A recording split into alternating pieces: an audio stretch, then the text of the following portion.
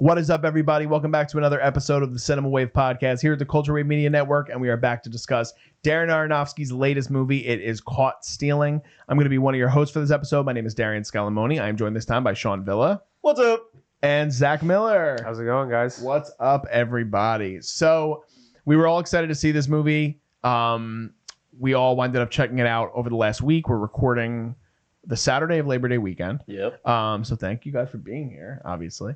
But I want to start by just covering a little bit of Aronofsky as a filmmaker, because we were talking yesterday when we were recording our Peacemaker review, where I actually have like a lot of holes in his filmography. I haven't seen a ton of his stuff.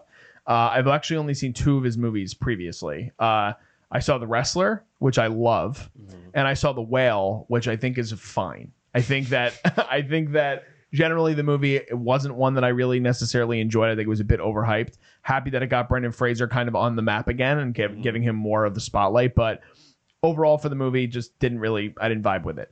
This movie is totally everything that would be up my alley in terms of, I love the crime genre. I decided to wear a baseball shirt in honor of this movie because I am a massive baseball fan, and that there's a lot that deals with that in this film. And it's an ensemble, which I really appreciate ensembles when they're done well. So there was a lot to like with this movie. So Sean, with you as Aronofsky as a filmmaker, where are you at, and just your general broad thoughts on Caught Stealing? Yeah, I've seen The Wrestler too. I think The Wrestler's great. You said The Whale too? The Whale he did? So yeah, The Whale I agree is like fine. I've really only seen half of it, so it's not fair for me to like have a full thing. I just like jumped in on it. I have seen Black Swan though, and Black Swan is a great one. I think you'd like that a lot. This one is very like dissimilar to the rest of his filmography. I think I'm the same way as you. I have a whole bunch of gaps in it, but this one feels like very straight and like not as artsy as the other 3. The other 3 have very like surreal sequences, I feel like, and this one was like mostly plays it straight for what it is. It's like it develops its own tone. It's like a little elevated the whole way, of like a little kind of like crazy, but it maintains it enough so that it never feels like it breaks its own level of realism, if that makes sense. Like everyone's a caricature, everyone's sort of absurd and like has a really wild personality, so it never feels like it jumps out of its own tone. But super consistent, very fun crime drama, and I think it's insanely well directed. The set design, especially, like the way they reconstructed a 90s New York. Now, I was dead in the 90s or non-existent, whatever. So I don't know for sure what 90s New York looks like, but if I had to picture it, I think this is what it looked like. It was a really great aesthetic. I love NY, so that was cool to see as well. Awesome. Zach, what about you? Yeah, I really liked this film, and I thought that like Aronofsky is really one of the most talented filmmakers, I think, right now, just having a very focused vision, a kind of like what you guys are talking about. He has very different approaches to all of his work. The Whale was something that I really liked for the sake that it felt like a play. Like it was all one location. It's a man reflecting on his own life.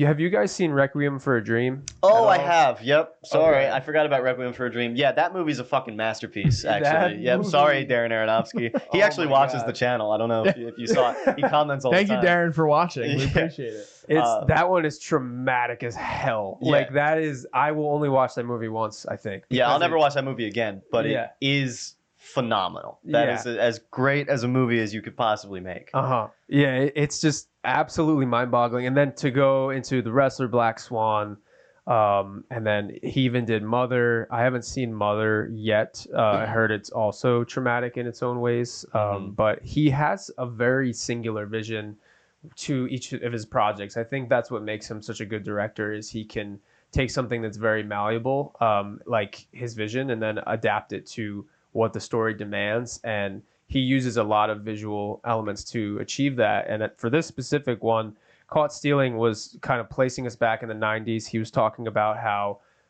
it was big for him growing up in the East Village in New York during the 90s. The sensibility that Y2K was coming, the nice human connection we had with people without social media in that sense. And like music was on the rise in a good way.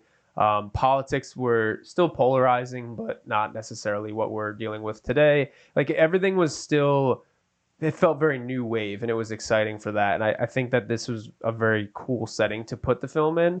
And he brings it out a lot too with its production design and how he wants to focus on the 90s elements in the movie. So it doesn't feel like it distracts from it at all. It just feels nice and refreshing that we are stripped of the technology of our time and we're back into what makes a thriller too. Like I think it's really essential that you kind of like with police dramas too, and like mob dramas, it's easier now for a thing like Jack Reacher to be like, oh, well, why don't you just put a GPS tracker on somebody's car? Or why don't you just look through the surveillance cameras? But like when you're going back to the 90s, a lot of that stuff wasn't good enough or it wasn't there at all. So I think it's nice that you can even dial back the technology to enhance the thrilling elements as well. And he does that really masterfully here. Yeah, But I think that one thing. So we've been talking about some of his previous work, and at least I haven't seen Requiem, but I know at least to what Black Swan kind of deals with, this darker psychological element of it's like a dark character study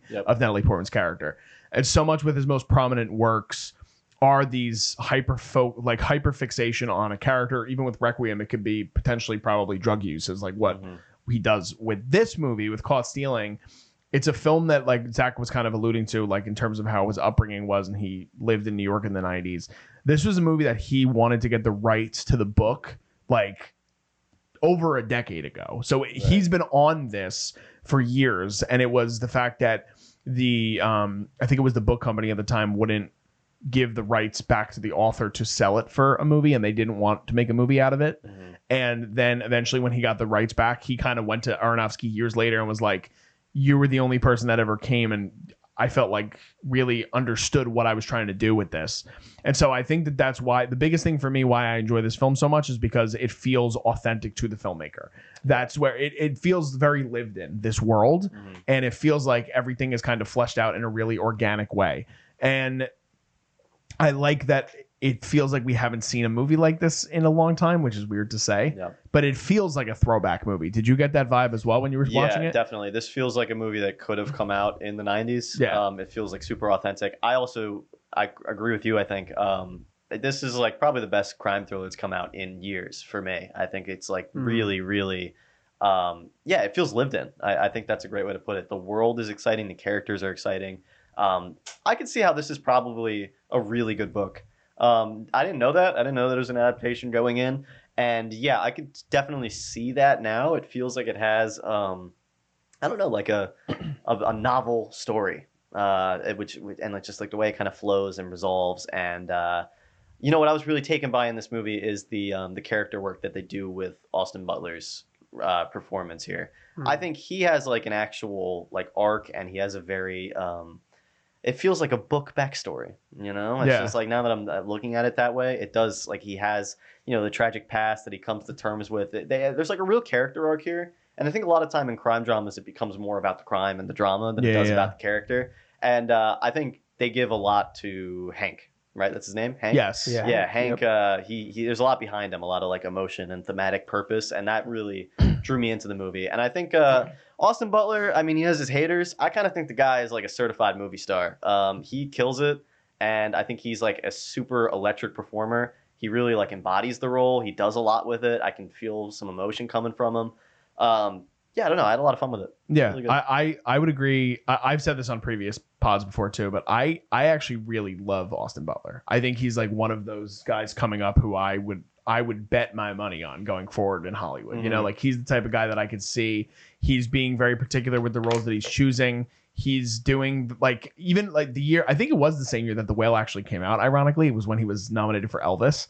And there was something, because I don't like that movie at all, truthfully. I'm not a huge Baz Luhrmann fan. If people didn't know that, I don't like him as a filmmaker. But I thought that Austin Butler was amazing in the role, and I thought that he did so much with it. And I feel like I'm like one of the only people that really enjoyed The Bike Riders, but I really liked that movie. I like The Bike Riders. And I thought that him bouncing off Tom Hardy was good. But this was like the first time I feel like since Elvis, it's been like so much of the story had to revolve around him. And I thought he did a good job of differentiating and doing something that we haven't seen from him yet, even though he's in like a kind of just starting his career. But on top of that, I thought that the ensemble as well, again, even though some of the performances are really just caricatures of certain people, like I really like Regina King, and the fact that she's not in any trailers, and then she pops up, and then she winds up having a really meaty role throughout this. I was really happy with that. Yeah. So there's a lot of characters we can get into it, like some of the other ones that stood out and stuff. But Zach, how did you feel about Austin Butler's performance as well in this movie? Yeah, I thought that he is really good. I don't know if I've seen.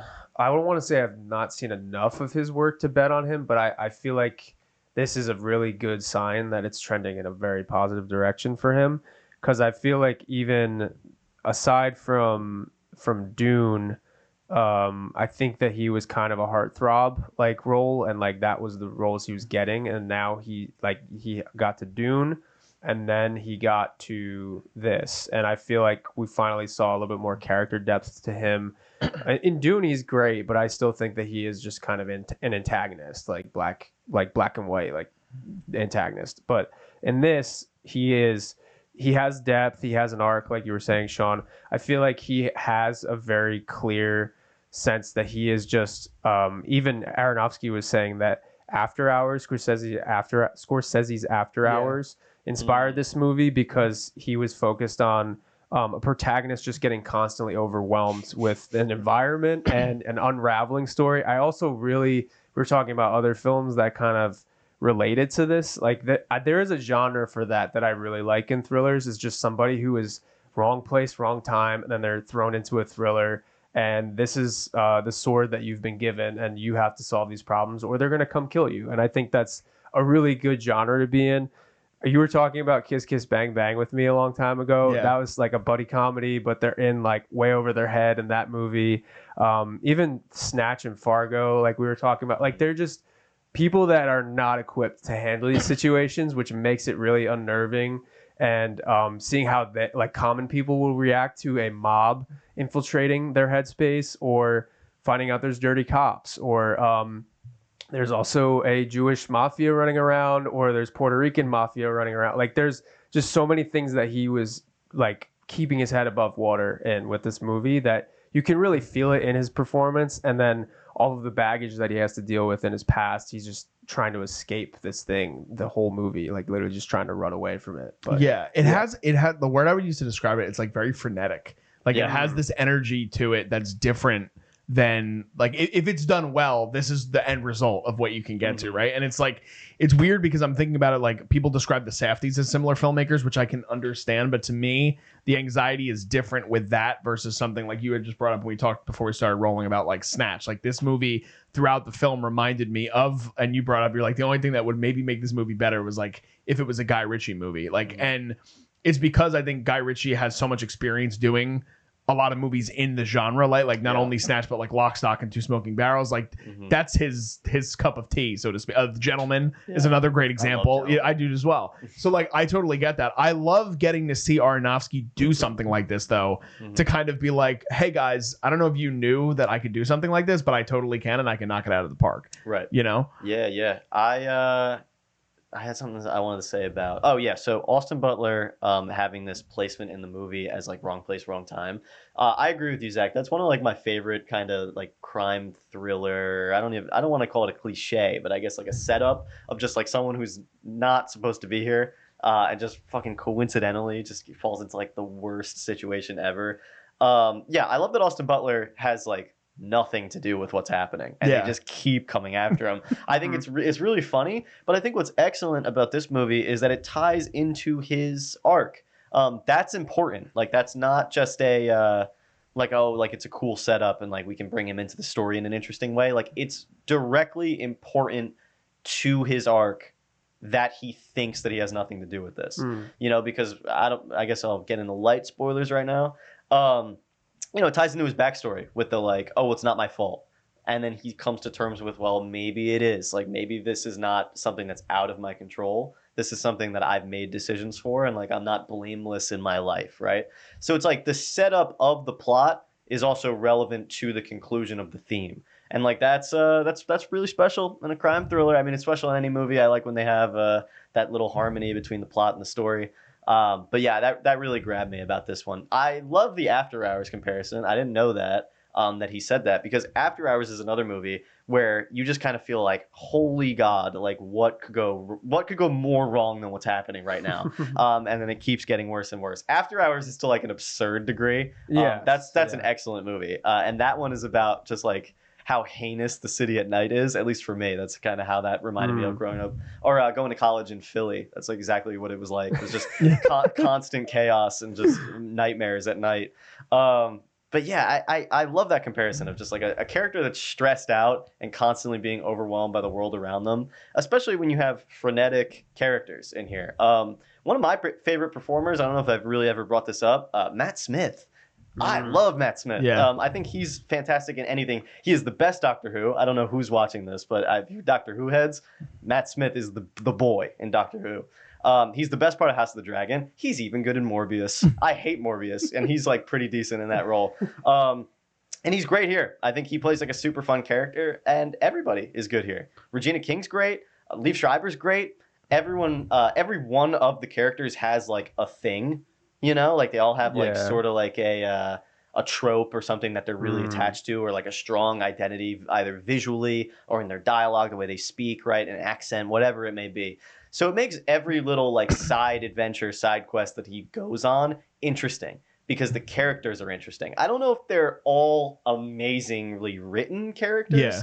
Some of them have they're just blatant stereotypes. Well, like, they're not as fleshed out, they're obviously. not. Like they are a trope, as kind of what you were saying. But like, so perfect example, like the dog guy, the Russian with the stain, the wine stain. Oh, Is that like I pulled him up too. I think Yeah. it's a birthmark, but Nikita Kukushkin is the actor's name. Nikita Kukushkin, right? So that guy's great, but his whole thing is that he's kind of like an animal. Yeah. So it's like, you know, not like an amazing character, but like a really fun bit. Yes. You know, like to give to someone. It is like, a fun make them performance. unique. It's something. It's something that you can come out of the movie and be like, "That dude was a lunatic," and I'm Right. gonna remember that Yeah. forever. Mhm. Yeah, You know? Did you feel similarly, Zach? Oh yeah, I thought that guy was just like a bull that literally just had to get his like the red in front of him. He was just like, I gotta hit somebody or some wall or something. Like he could run through a wall if he wanted to. But I found out that Aronofsky met him at a Russian film festival in one of the interviews I saw. But and then this was years ago, and he basically thought of him for this role as he was adapting the Russian stuff. That's so funny. But yeah, I thought that was cool. And but yeah, very memorable. He's fairly famous in Russia, apparently, supposedly, to Aronofsky. But he eats up all of his screen time. And kind of like you were saying, Sean, there's a trope for each character. That's kind of what made me think of like Coen Brothers movies, and like the pacing of this movie also feels a little similar to Edgar Wright stuff, with like Edgar Wright to me and Guy Ritchie feel very hand in hand. I think Edgar Wright is a little bit more comedic, but still fast pacing. Like I was even thinking of the ensemble in general in this movie, and it feels like Baby Driver a little bit, like as of recent years that I can think of. But yeah, you guys were talking about Gentlemen.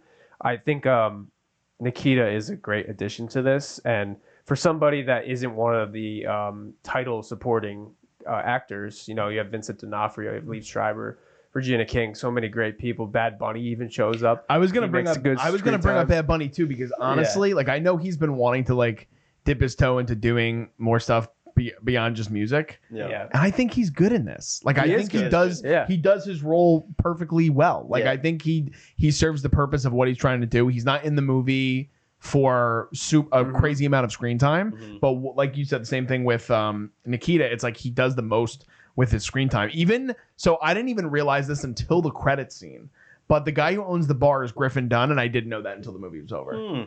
Like, wow, didn't know that, and I was like, that guy looks so. The one with the shotgun. Yes, and I'm like, he looks so one of my favorites. familiar to me. And then, like, again, he gets a big scene later in the movie, but I was like, dude, that's the guy from Usual Suspects. I literally didn't even realize that was him until later on. Yeah, so that like they do a good job with that. And then to me, the thing that revolves around all of it and eventually leads to, and we can start to talk spoilers at this point. We're like, I think around 15, 20 minutes in the review. But the chemistry between Austin Butler and Zoe Kravitz, I think it like radiates off the screen. Like to me, their relationship, you're invested in it, that by the time something winds up happening a little bit later in the movie, you're like, oh, I said this to you yesterday. I was like, fuck. man. Yeah. Like, fuck, I didn't want that to happen. And you like feel for the characters. You know what I mean? Yeah, it pulls you in. I appreciate the gall that they have. Big spoiler alert. Click off. 1, 2, 3. Okay, yeah. To kill Zoe Kravitz really early on. I think that's a really cool decision. I like when thrillers do that kind of thing, especially when it juxtaposes the marketing material.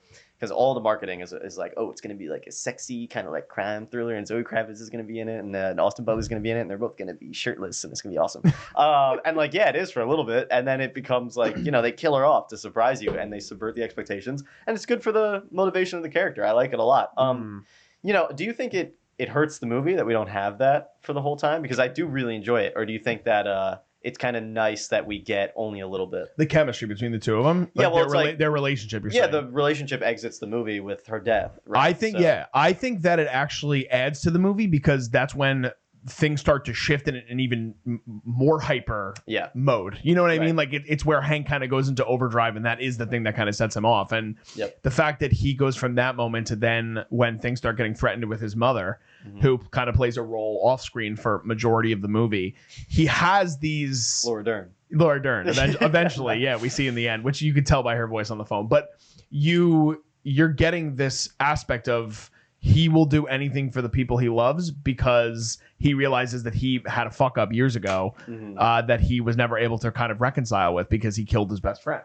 Which is also, like you said, a great driver literally for the movie going forward with everything else revolving around it. Zach, did you feel similar in terms of the Zoe Kravitz death scene? Yeah, I really liked like you were saying, the balls to do it, to kill her off, to use that as another driving force behind Austin Butler to almost get him out of his innocent shell too. I think that was also like he has to use revenge now in this and get back at them in some way. He just didn't know how to do it.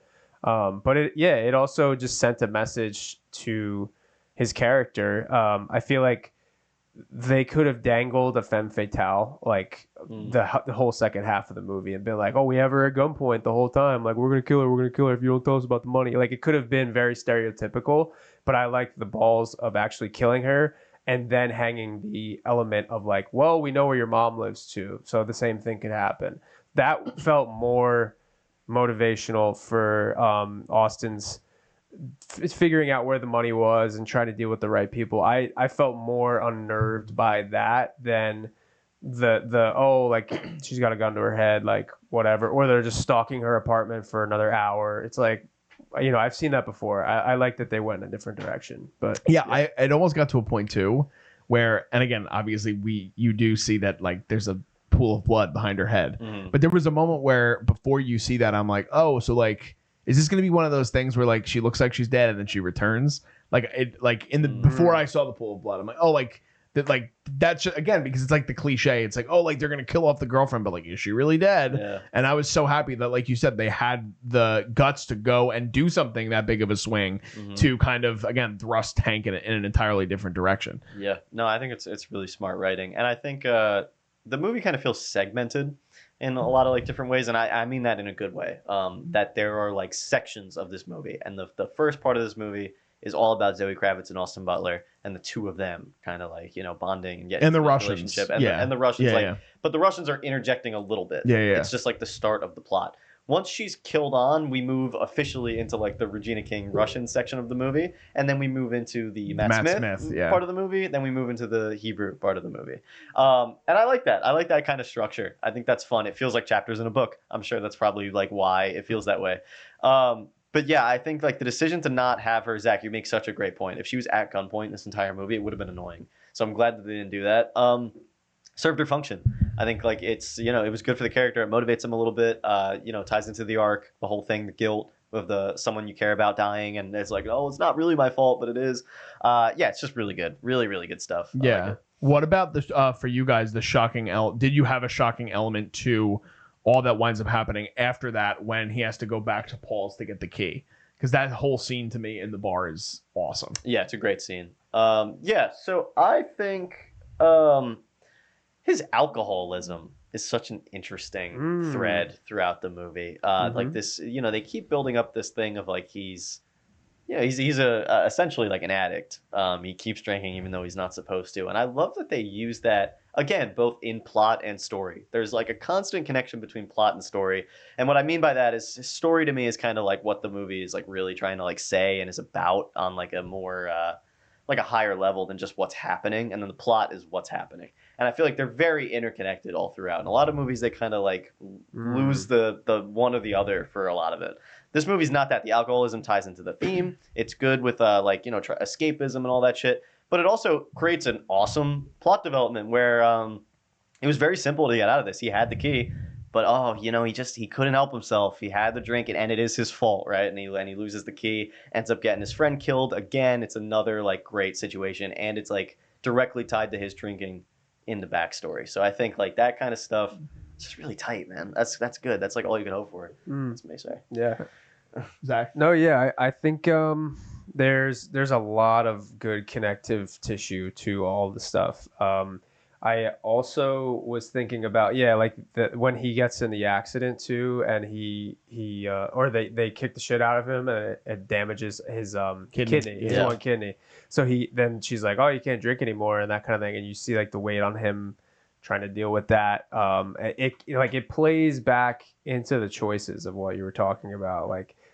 This is a consequence of something, or it's all playing back to reminding him of these moments because of the drinking, and he continues to drink because he is in such a hole of the loss of his friend that he caused the car accident.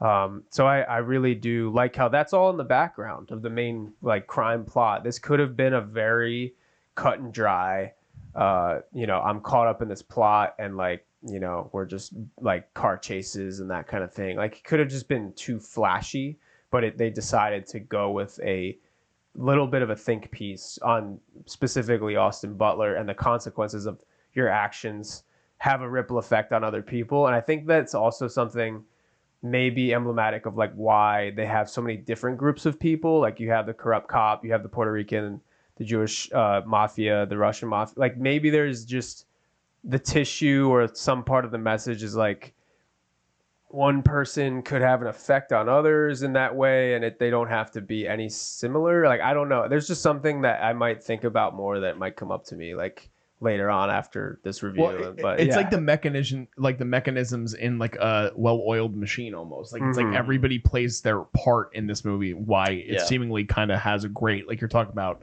It is interesting because I haven't thought about even post talking like or thinking about the movie that it does have a structure that like lends itself really well to a book. And again, the book is probably really well done. I love with the alcoholism that it's not done like you were just kind of saying to Zach, that it's not cliche. It's not that kind of thing where it's like, oh, well, like he's going to get in trouble if he drinks again. It's like, it's this thing where he's like, no, he actually is trying to be accountable for his actions right away, where he like literally comes home and you see how serious the problem is, not in a way where it's like, oh man, he's throwing up on himself and he's fucking acting like an asshole to all his friends. You see the very subtle nature of him like going through his entire apartment and pulling out full Jim Beam bottles where his clothes are. You know what I mean? Like, and it's like it's not seemingly where there's a lot of people going to his apartment all the time. It's like the only people he's hiding that from is the person that he loves, clearly. So I thought that was a really interesting thread with it too. And I love how we get the poetic nature of the end of the movie with the driving, when we kind of keep going back to the scene where he winds up killing his best friend, who's played by Tafaro Woon-A-Tai from Reservation Dogs.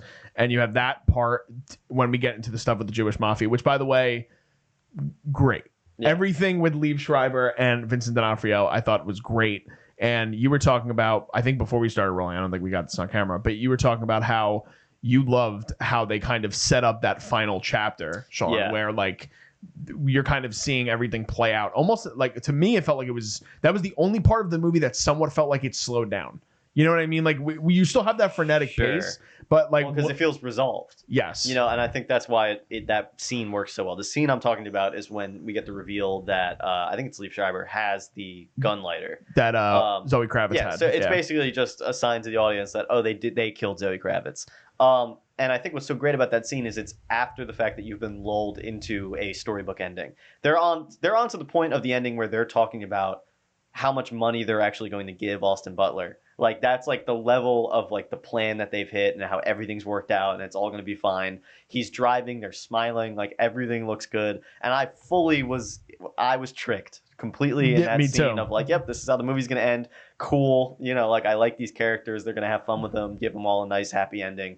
Yeah, I like it. And then it was just like, oh, like they surprise you with like a little like bonus chapter almost, you know, of like, I was like, fuck, they did kill her or whatever. So it's a good twist. And the scene is great. I love that there's no, like the filmmaking I like. It's subtle. They don't do, like a lesser movie would have done, like a crazy like sound effect or something on the gun and like a when they see the gun, you know, and then he like realizes it, but they pause for a second, like he just takes it and you could just tell like in Austin Butler's eyes that he's like looking at it, and then he's like like I've seen that, like like it fucking like hits you like that. That's great. I love shit like that. And I love that it doesn't go through Schreiber's character. It's still going through the perspective of D'Onofrio. Yeah, because he's the one that's also the one that kind of thrusts that idea upon when they're talking in Hebrew, and he's kind of like, he's an okay guy. Like we can let this guy go. Like it's all gonna be fine. It's more of him driving that conversation to Schreiber, and he like makes the joke where he's like, what is he? He calls him what does he call him? He calls him Goy. No. What does he call Gentile? No. What does he call his brother? It's I don't know. Like whoever leads. I'm thinking, but it pastors the Catholic sense. What like he calls him like what the equivalent of a pastor would be. Rabbi? He goes, my brother the rabbi. So like essentially right. validating the fact that he's like, all right, I'm going to listen to my brother because he has the more understanding of to be kind of. You know what I'm trying to say? Yeah, I think so. I think I get what you mean. It's just like, it's like the decision has been made. Yes. For this character. And I think that when we get to that part where he realizes that obviously they're the ones that killed his girlfriend, it's also similar where you're saying like they could have done something different in the editing of the sound effects. The high speed scene that we get doesn't go on for too long, where it's not like he's like weaving in between traffic for like 5 minutes. It's literally like a minute and a half of him just speeding up and going through one intersection and aiming for a pole. Yeah. So I think that was really well, like that whole ending section, that like bonus chapter that we get, I thought was really well done. Yeah. So I said like right before we turned the mics on that I think this is a great movie, but I think that there is a lack of like truly amazing scenes. I think the scene with the gun, that final like car and everything in the van, I think that's like this movie's shining example of like an excellent scene. I think it needed like a few more. That's really my only gripe with it. I don't have too many things about this movie that I can point to and be like, I didn't like that. I really don't. Like, I think it's generally, I'm super positive about the whole thing. I just think, you know, like a really special movie just has like an X factor, you know? Yeah. The one shot in Sinners, like just like something like that, like a little X factor just to fucking boost it like right up to the top. That's sort of what I'm missing here, but I'm curious, like, Zach, do you have a scene in this movie that you think kind of gives it that extra panache, right? The first one that I can think of is maybe the bar like shootout with the gun the guns. Like I kind of figured that the bar owner was going to pull a gun, but then like the extent of which they go on the shootout and through the door, and then they're all just like shooting Uzis and stuff and through the slot in the door. I thought that was really good. But yeah, no, I kind of see what you mean. I don't have something that was like electrifying to me. That was like the takeaway, or like the big action sequence or something that was really setting it above the rest. But same thing, like it's still a very good movie. Like I'll definitely be rewatching this movie at some point. But there isn't like even when we were talking about some of the other movies like Snatch, Fargo. I mean, all these other ones, like I was even thinking of In Bruges or American Hustle or something, like Baby Driver. Like there are like moments that I could pull up the clip on YouTube and then just be like watch that for 15 minutes. But this movie, I don't know. But yeah, I haven't really thought about that. Yeah, those two scenes that we've kind of just discussed are the only two that similarly stand out to me in that way. Like I think that it's a very entertaining movie. It's definitely rewatchable. Another example of like a crime movie I watched, I was just with my family on vacation, and we literally at night, like getting ready for bed, just flipping through the channels, and I put on The Town, which I haven't watched in forever. And I turned it on at the perfect time, by the way. So good. As soon as they get to Fenway is when I turn the movie on. Oh yeah. And I'm like, this movie, my brother and I were talking about it, and I was like, the shootouts in the end of The Town and Heat are the two that stand out to me the most of like, this is so influential and could be studied for hours, like in a film course about like how to do that well.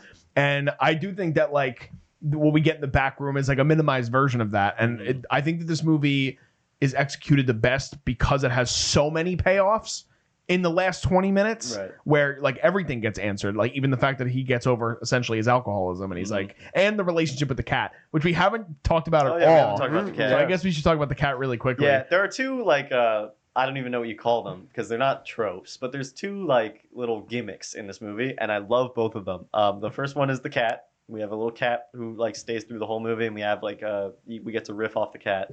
The second gimmick, which I noticed, and I only noticed this because so far this is like a bizarre trend that I've noticed. I love almost every movie that has Miller High Life as the main like beer in the movie. I love Miller High Life, so I know there's some kind Champagne of like, and beers, dude. Yeah, right. I have like a little like personal connection to it because I love Miller High Life, but this movie and Holdovers are the two big ones that I remember, like both being all about Miller High Life, and I think they're both great movies. I see Bud Light all the time, and they're in some mid movies. Fucking, if you want to make a banger, audience member, dude, Miller High Life. You should make a letterboxd list of all films that prominently feature Miller High Life. Yeah, that's a great idea. I should do that. But yeah, anyway, the cat in this movie. Yeah, I mean, listen, I love cats. I like dogs too. So I mean, I like a cute animal in a movie. I don't know how much of this cat is like real cat and how much of it is CGI cat, which I guess is good because that means I didn't really like notice the CGI cat, like a CGI Squid Games baby or something. But like it has like the little limp or whatever. I don't know if they trained the cat to be able to limp or if that's a CGI cat. Yeah, if they trained a cat to limp, that is the most impressive animal stunt work I've ever seen because you can't get a cat to do anything. You can't get it to sit down. So I don't know how the hell they would possibly do that. If they did, props to the team. I don't know if they trained the cat to limp, but I did see something that Aronofsky was debating with his team if they should actually have a real cat in the movie because it would like kill their days or something. But they had a really professional cat trainer come in with a great cat. Wasn't like temperamental. There was definitely some CGI where it like hissed at Regina King or something with like I noticed with the mouth or whatever, and they like scurried off. But that I think I would like to think that most of it was real. I don't know, but it seemed like it worked out pretty well in their favor. But cat's effective. Cat's effective. I also love how part of the payoff is also the fact that the key is being hidden in the catch it that and also in the cat's paw later on after the injury. So it's a movie where a lot of good payoffs happen and it makes you feel good by the end of it too, even though there's a lot of shitty things that happen throughout the movie. Yeah, that's another great point actually. I don't want to quickly skip past that. The cat being tied into the plot is so great because there are so many movies that are just like, we're gonna have a cute dog here because it's a cute dog, and it's like, no, the cat's essential to the movie. You can't take the cat out of the movie; it ruins the movie. Yeah. So like that's great. You want everything in your movie to be essential, and I think that's the biggest compliment I can give this movie is that nothing here can be cut necessarily. I don't think nothing immediate comes to mind of like, this didn't really need to be there. They all feel essential. If I had to cut one person from this movie, it would be the other Russian guy. Yeah. You don't really need that guy. And no offense to the actor, but like he's like the one guy in the movie that like didn't have like a thing. Yeah, that's true. And whatever. But everything else here I think is super tight, necessary.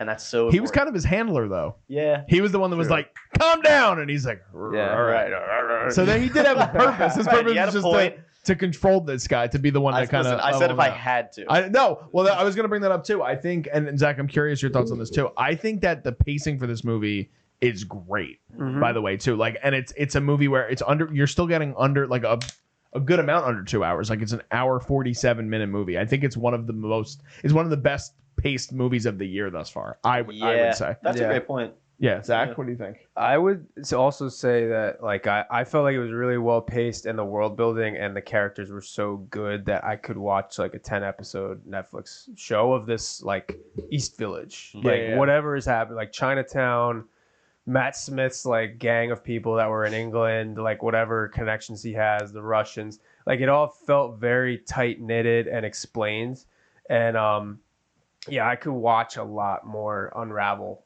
to different people in this show, like if it was a 10-part thing. But yeah, I thought that it was great. And the pacing, there was even parts by the end, I was like, I don't want this to be over necessarily because it was that good. Yeah. But yeah. I also loved how Matt Smith, for a lot of the movie, you also are kind of like, oh, did this dude just like evade all these people because he had to? And he's like, no, literally, my fucking dad died. Yeah, and yeah, the tattoo. He pulls out a tattoo that's like on his chest, which I'm like it's a really, really well done movie. It is. It's a really well done movie. It's incredibly entertaining. I don't have much else to talk about with it because I feel like we've covered a lot of it. Is there anything else that stands out to you guys that we haven't touched upon?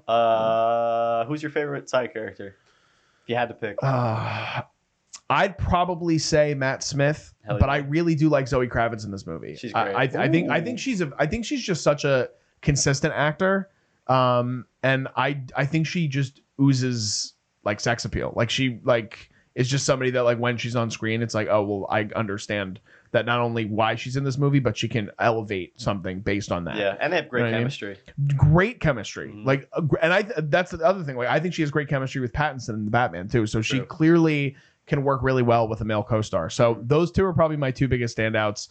And Liev Schreiber, I mean, I love Ray Donovan. Like I really love Ray Donovan, and he's great. So those are I said three. I cheated. I don't really give a shit. That's fine. But what yours is Matt Smith as well, right? Yeah, I'll probably go Matt Smith on it. I love him in like everything. But yeah, I think just his character here. You know what? It feels the most of the time period.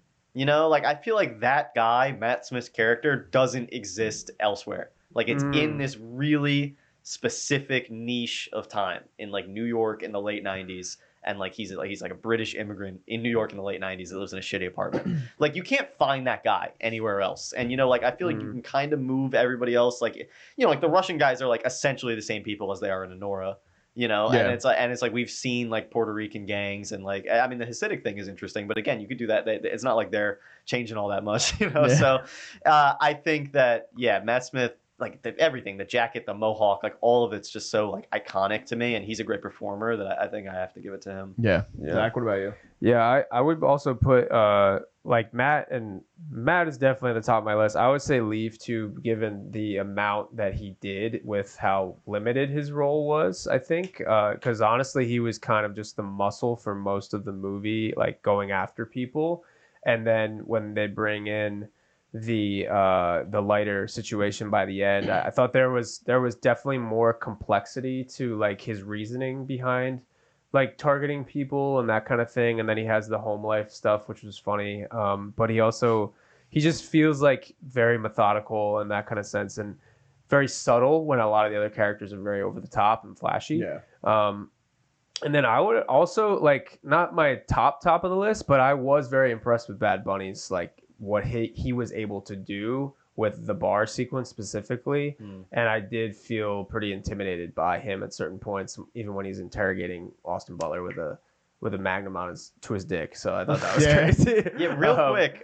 We were talking yesterday, Scal, a little bit off camera about The Weeknd and how he's like trying to be an actor. Yeah, I know. So you had the same reaction that we had of just like an oh god.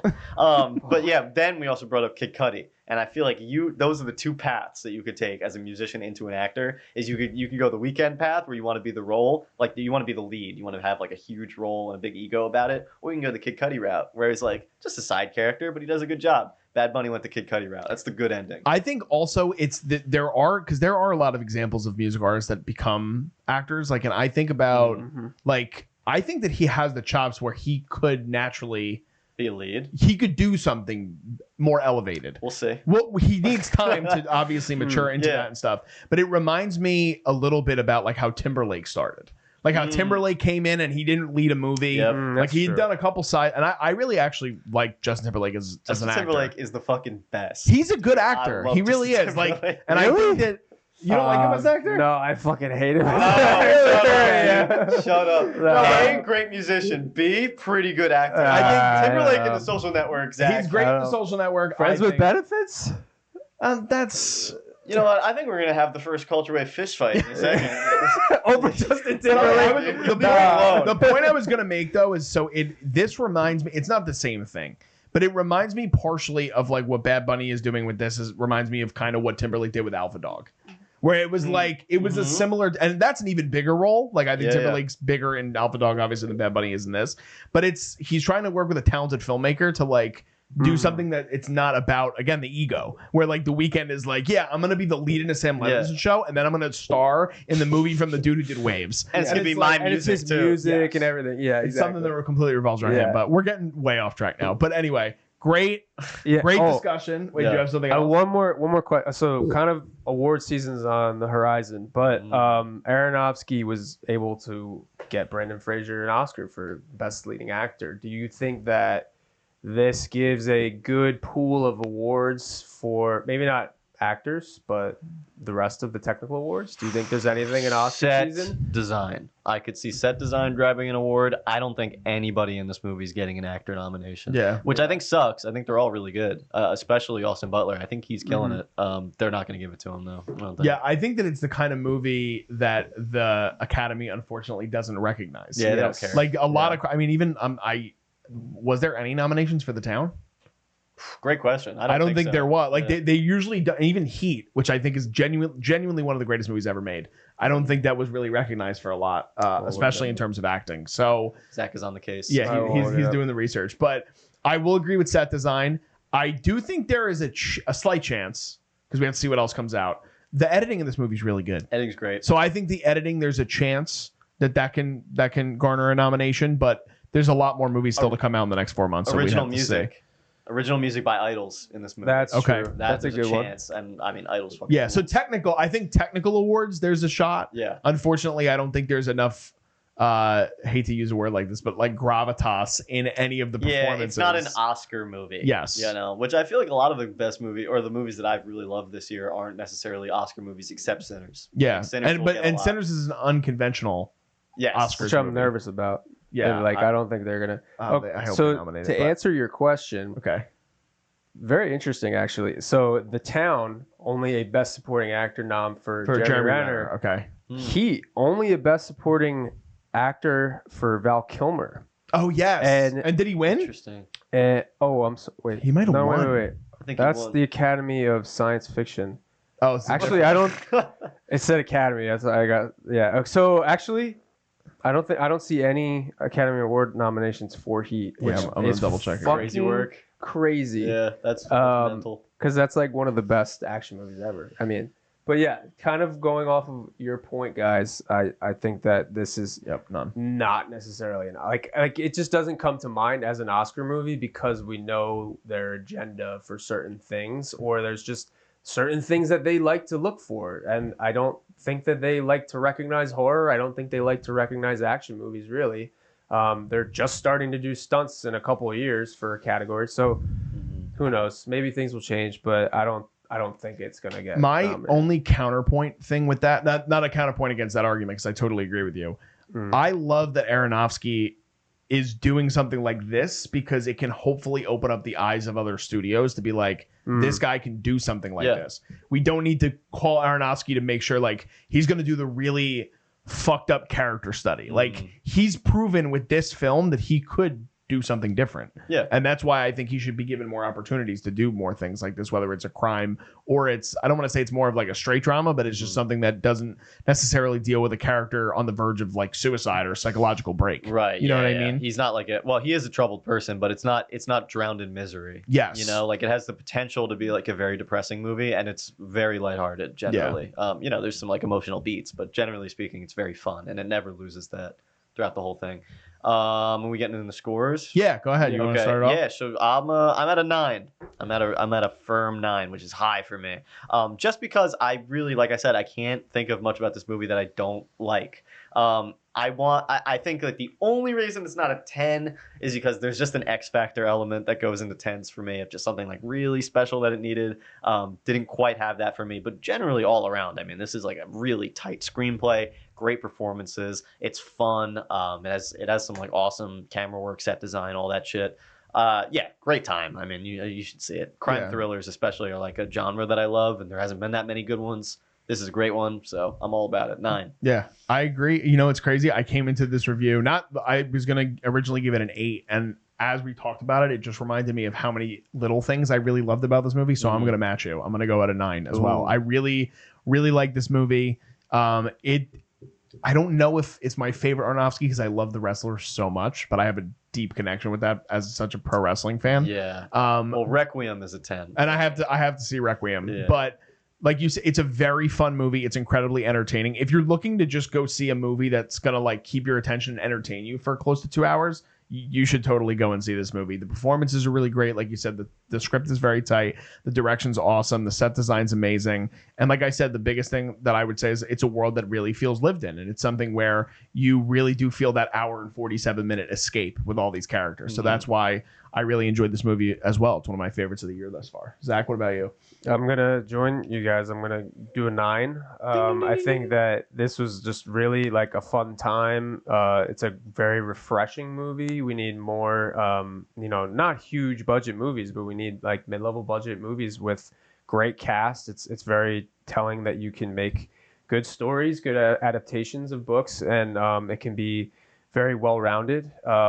You attach a great director to it, and it's bound for success, I think. But yeah, this really has everything going for it. It has a great ensemble. It was very nice to see an ensemble piece that's not just 2 leads and then one really good supporting character and then the rest are forgotten. Like everyone else felt integral to the plot. This is one of my favorite genres too, and it felt pretty new for things that we're seeing lately. So that it was refreshing, and yeah, something that I will put high at the top of my 2025 list. Yeah. Awesome. For sure. Well, let us know in the comments, what did you guys think about Caught Stealing? Did you guys like it as much as we did? Were there things you didn't like about it? Let us know in the comments. We'd love to have a conversation with you guys. Give this video a like if you guys can, and you guys can check out all our other stuff on social media. All that stuff is below me in the video. It's also in our YouTube description, and you can check out all the other videos we have up on the channel right now. We're currently covering Peacemaker, The Summer I Turned Pretty. I'm going to be posting a lot of stuff from the Toronto International Film Festival soon, so look out for all that. And we have a lot more movies upcoming for you guys because we're officially in award season. So check out all that stuff as well. Just signing off, I'm Darian Scalamoni. I've been Sean Villa. I'm Zach Miller. And we'll see you guys next time. This is The Culture.